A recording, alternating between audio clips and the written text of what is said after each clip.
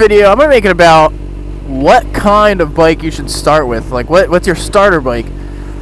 So, a lot of people, you know, when they first look for a bike, they're wondering, should I get a 300, a 250, a 600, a 750? Even some people ask if they can have like a liter bike to start with. And obviously that's not really the smartest thing, because liter bikes are a lot of power. For those of you who don't know, liter bikes are anything that's over 1,000 cc's or is 1,000 cc's.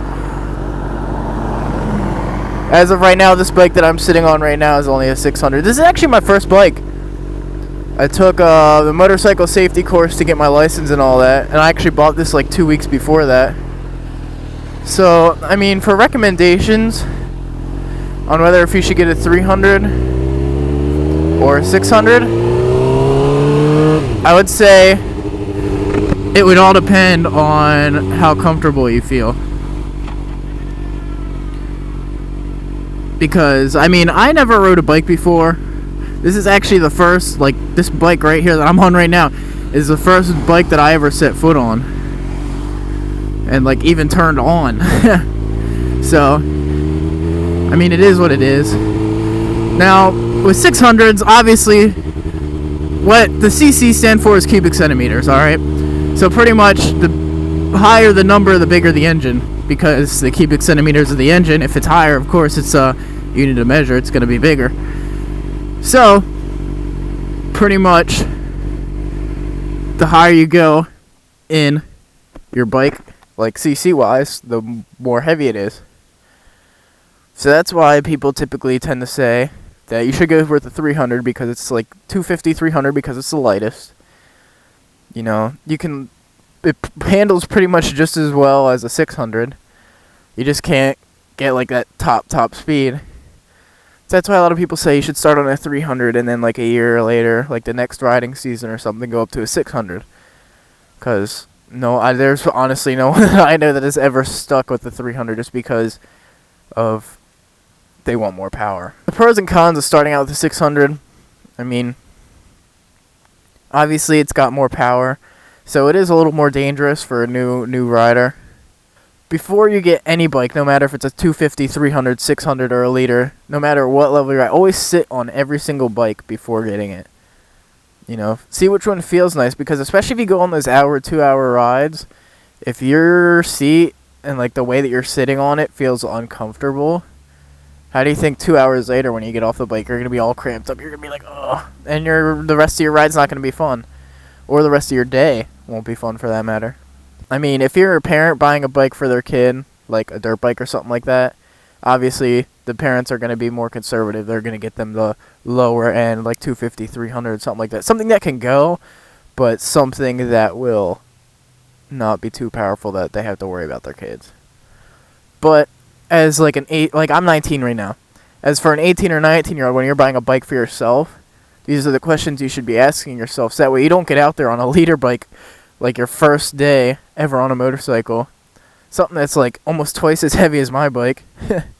Maybe not twice as heavy, but still. Something that's really heavy that's harder to control because it's heavier.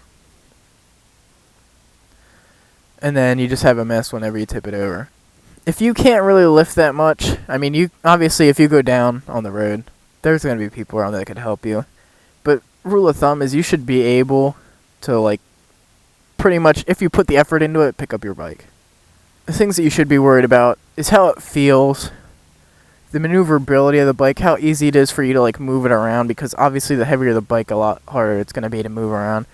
Because I mean, if you're going to get like a liter bike that is like 2-3 times heavier than a 300, when you go to turn, you're going to have to dig a lot more, and like I don't know if people feel comfortable doing that.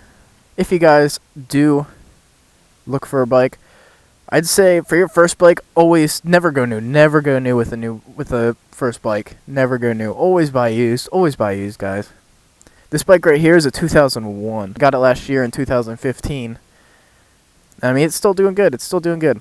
Cost me $2,000-$3,000, something like that. Something lighter. I mean, if you go brand new for like a 300, that's gonna be $3,000. That's gonna be almost as much as I spent on this bike.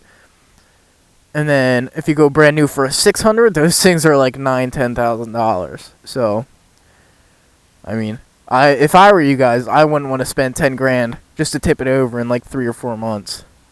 Or just in that case, if you got any scratches on it, just from like you learning, like I'm not saying you are gonna tip it over, but the risk of you being on that bike for the first time, never riding a bike before, or even if you had previous experience on a dirt bike, it is a lot different.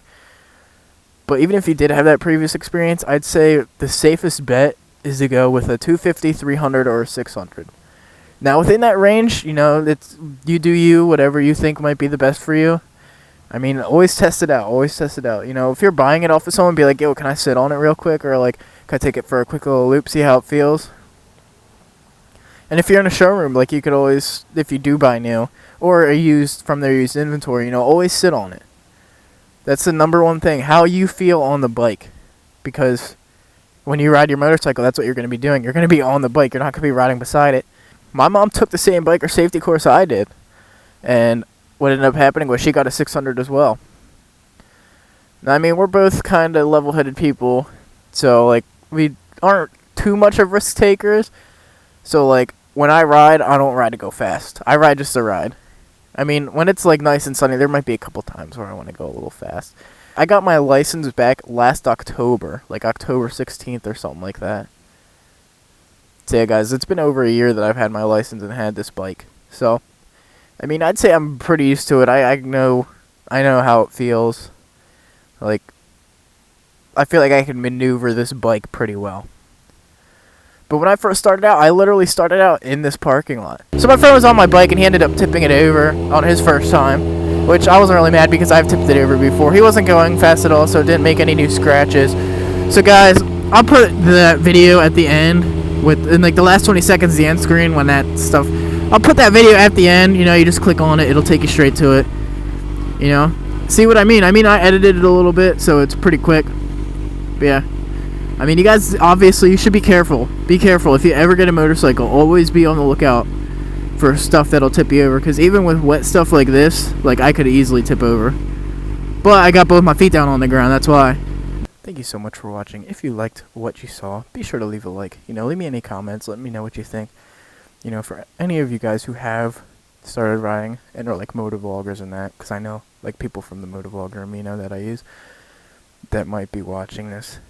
Let me know what you think. Let me know what you started out on, what you thought about it. If you would change what you started out on. Like, if you started on a 300, would you rather start on a 6? If you started on a 6, would you rather start on a 3? Let me know. And as always, if you want to see more, be sure to hit that subscribe button. Guys, thank you so much for watching. And as always, peace out.